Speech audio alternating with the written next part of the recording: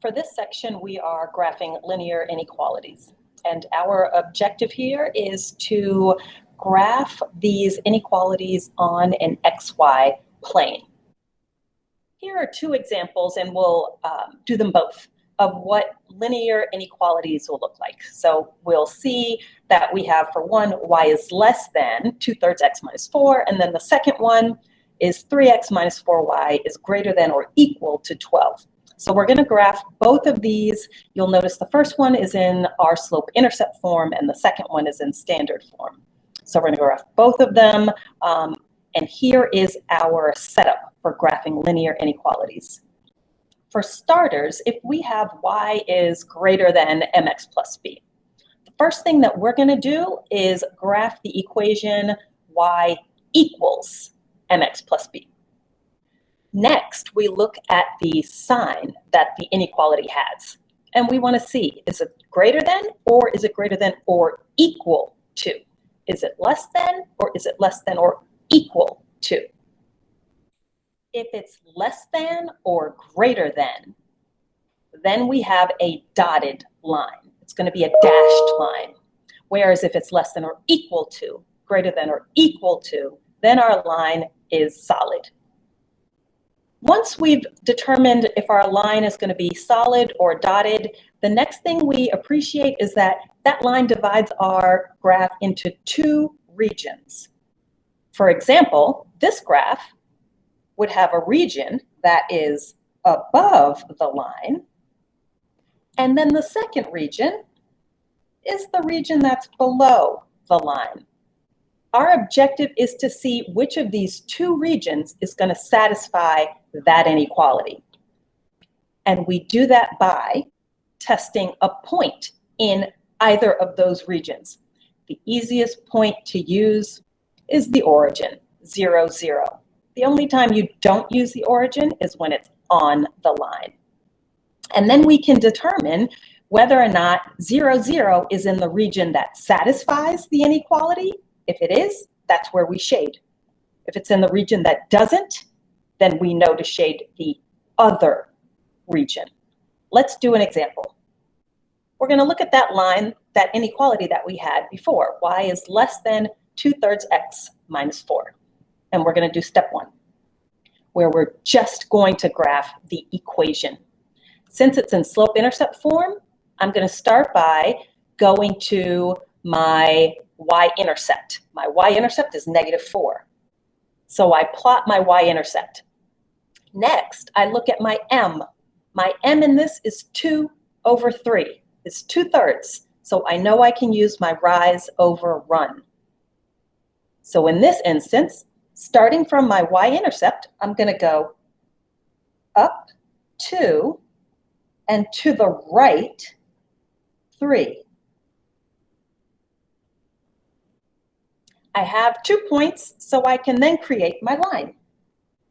Then we go to step 2. What's the inequality? Is it less than or equal to, greater than or equal to? And in this case, it's y is less than. Less than means that our line is dotted. So we then change our line from solid to dotted. Once you do more of these, you'll identify, especially if you're doing it on paper, you want to look at that first so that you don't have to erase. This also tells us, everyone, that a dotted line implies no point on that line is a solution to this inequality. So any point that's on that line, we're saying this is just a border. Don't include those in our solution. If it's solid, you are including it. That's the or equal to part. Next, we move on to step 3, where we're testing a point. And we're going to try 0, 0. And since it's not on the line, it's a legit point. So we'll notice that 0, 0 is right there. It's in the region that's above our line. If 0, 0 satisfies that inequality, every point within that region is going to satisfy that inequality. If it doesn't, that means the other solution, the other region is a solution to this inequality. So what we mean is we plug in 0 for x and 0 for y, and we end up with that inequality. And we want to figure out, is that a true statement? So that simplifies to 0 is less than -4. Is that a true statement? No. So that means that the top region is not a solution to this inequality, but the bottom region and every point that lies in that bottom region is. So visually, this is what our inequality would look like. Let's try this linear inequality. Step 1, we're going to graph the equation of the line 3x minus 4y equals 12. Since it's in standard form, I'm going to graph it using the x and y intercepts. So I know for my x-intercept, my y is 0. So if I make that 4y term disappear, I have 3x equals 12, which means x is 4. So I'm going to plot that x-intercept at x equals 4. I'm going to do the same process with my y-intercept. We set x equal to 0, and we have -4, y equals 12, so my y-intercept is -3. So I plot that y-intercept. Next, we're going to connect those dots, and maybe before we do, we're going to check the sign of our inequality. Is it less than or equal to? And we see that it's less than or equal to, so that means that's going to be a solid line. That tells us that the points on that line are also a solution. So my line looks like that. Then I move on to testing a point. I'm going to use 0, 0 since it's not on the line. So that means I'm going to plug in 0 for x and 0 for y, which gives us the statement, is 0 less than or equal to 12? It is. And so because it is, I know that the region where 0, 0 is the solution to this inequality. So we shade the region that contains 0, 0. I want to try this problem just because when you look at delta math, you're going to end up with some equations that are in standard form, but when we try to graph the x and y intercepts, they're not very pretty. So what we can do instead with a problem that looks like this, we're going to graph that equation by transferring that standard form into slope-intercept form. So we add 3x to both sides, which then leaves us with 2y equals 3x plus 4.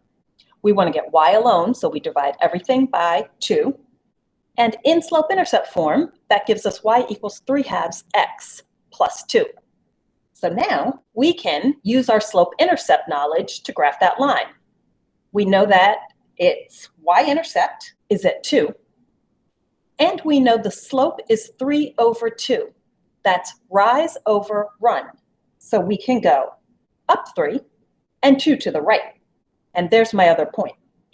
So maybe before I go to step 2 to connect the dots, I'm going to look at the sign, and I can see that that inequality is only greater than. So I know that line is going to be dotted. 0, 0 seems like it's fair game because it doesn't fall on the line. So now I'm going to plug 0, 0 into my inequality. So it looks like that, and it simplifies to 0 is greater than 4. Is 0 bigger than 4? No. So the region that has 0, 0 is not a solution, which means we shade the region above the line.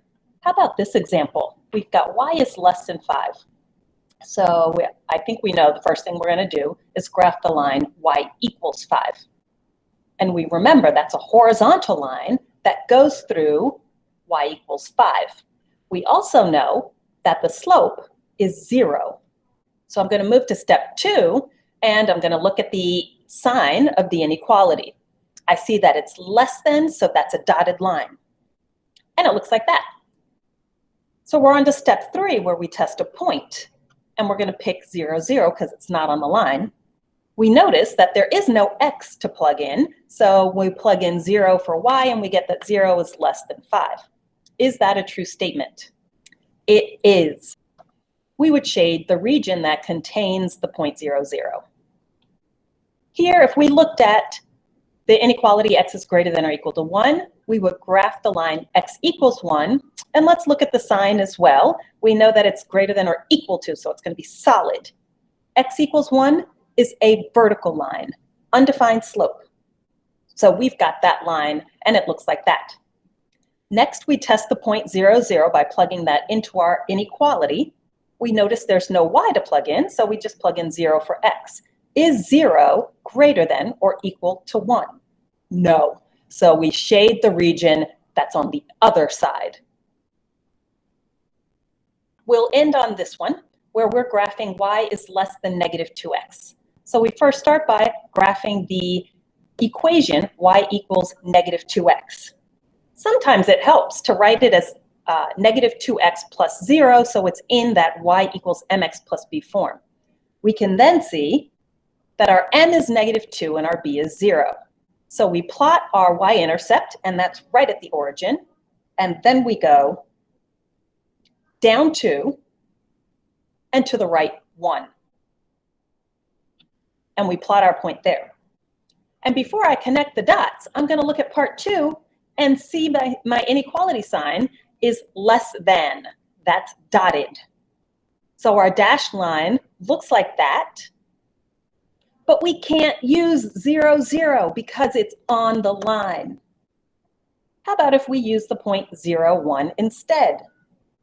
And that would tell us if that point satisfies the inequality, that whole region does. So I plug in 0 for x and 1 for y, leaving us with 1 is less than 0. Is that a true statement? No. So where do we shade? We shade the other region instead.